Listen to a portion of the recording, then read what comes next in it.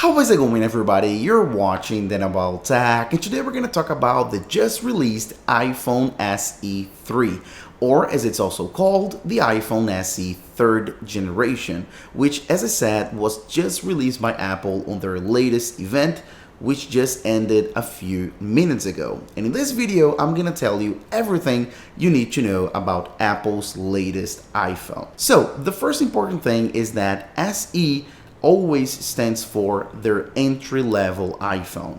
It was like that on the SE1, on the SE2, which was released in 2020, and now on the SE3. So it's the cheapest new iPhone that Apple sells. And another thing that you gotta keep in mind is that the SE3 is very similar to the SE2. And I'm always gonna be comparing both those devices, all right? The two main differences are 5G and the A15 processor. So that's right, Apple has implemented 5G capabilities on their entry-level iPhone for the first time, now on the SE3. And it's compatible with the sub 6 GHz and also millimeter wave 5G. So of course it'll depend a little bit on where this iPhone will be sold, but the SE3 is compatible with any and all 5G technologies. On top of that, the iPhone SE3 uses the latest, most advanced flagship Apple processor for the iPhone, which is the A15 Bionic. That's right, the SE3, the entry-level iPhone, uses the same processor as the iPhone 13 series, which is very good. Now let's talk about the design. And as I mentioned, the SE3 is very similar to the SE2 in many areas, and the design is one of them. So the iPhone SE3 has the exact same overall design as the old SE2. So they have the exact same size.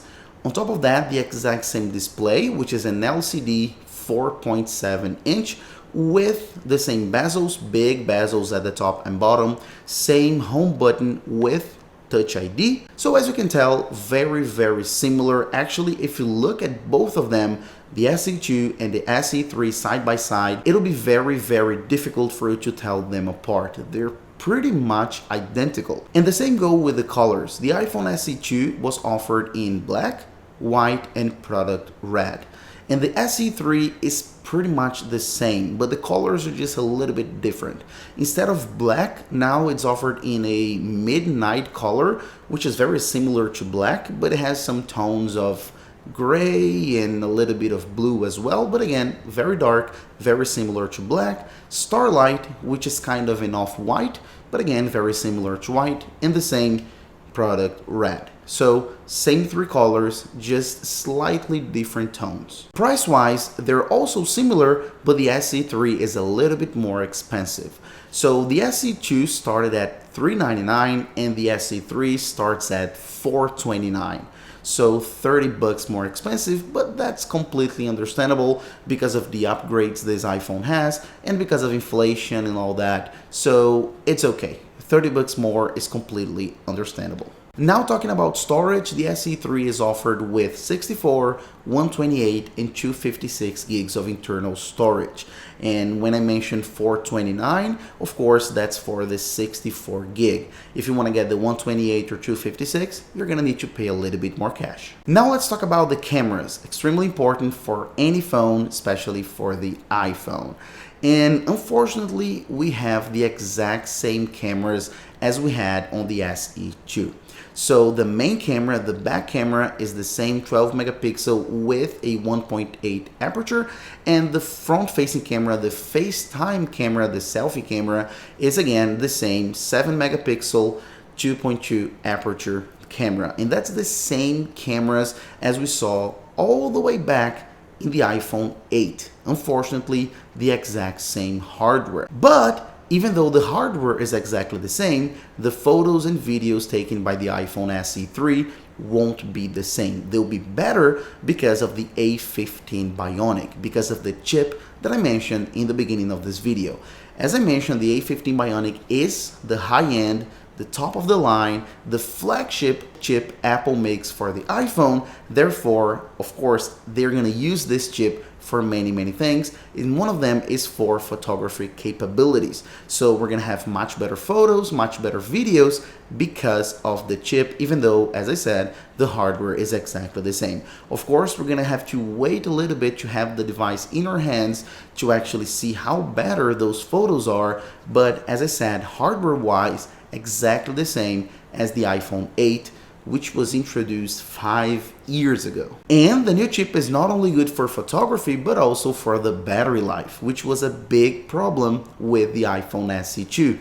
The battery performance was just bad, battery life was just not good enough. It would always die before the end of the day, and a lot of complaints were made because of this. But now with the iPhone SE 2 and its new efficient A15 Bionic, we should get more hours of battery life on a single charge, and this is a huge thing for an entry-level phone like the iPhone SE 3.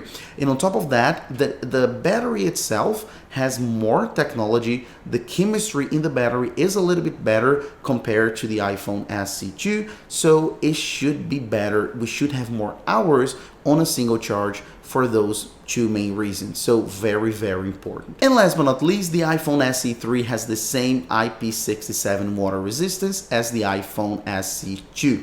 So it should resist no problem to rain and accidental drops in the pool, toilet, and things like that. It should be okay. But again, it's only for accidents. Don't go around taking photos underwater or anything like that. That's not the point of the IP67 water resistance, all right? Only for accidents. And speaking about accidents, the front and back glass of the iPhone SE 3 has the same technology as the iPhone 13, so it's extremely resistant. So it shouldn't crack or shatter when you drop it. It should be extremely durable and resistant, a very good glass, all right? So that's pretty much it regarding the iPhone SE 3. And of course, I have to give you my verdict, a very quick verdict that I think is very important. So if you're looking for a entry-level, cheap smartphone, I think the iPhone SE 3 is pretty much the best you can buy. I had very big concerns and very criticism about the iPhone SE 2 because of two main things: battery and the camera. Because I just think it looked exactly like an iPhone 8 camera and the battery was trash. But now with the A15, Apple claims to resolve those two big issues. So we should have much better photography capabilities, as they mentioned, and a much better battery life. So for $429 nowadays, having a phone with such a great processor, with so much performance, with, in theory, good camera, good battery, with iOS, of course, it's a very compelling product. So I think you should look for it, and I think is the best cost benefit you can find right now. So I think you should really consider getting the new iPhone SE 3. So that's pretty much it. If you enjoyed the video, please make sure to hit the like button down below. It helps us out so much. On top of that, the little subscribe button and bell icon to get notified whenever I post a new video. And last but not least, hit the comment box down below and let me know what you thought about the video, the information I brought, and of course, the iPhone SE 3 as a whole, what you thought about Apple's latest entry-level iPhone. So that's pretty much it, and I'll be back in a few days as usual. Bye-bye.